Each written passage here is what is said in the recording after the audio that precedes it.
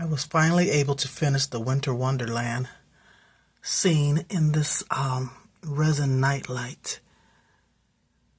In sanding it and cleaning up the edges, I accidentally cut the lights, the wire to the light, so I had to install another set of lights.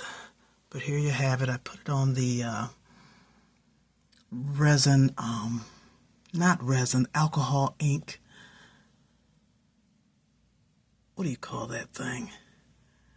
Tile, the alcohol ink tile, and it turned out really, really beautiful.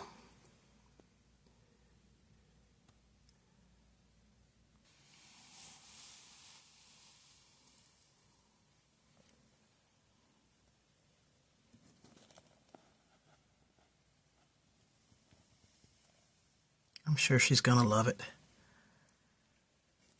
because I do.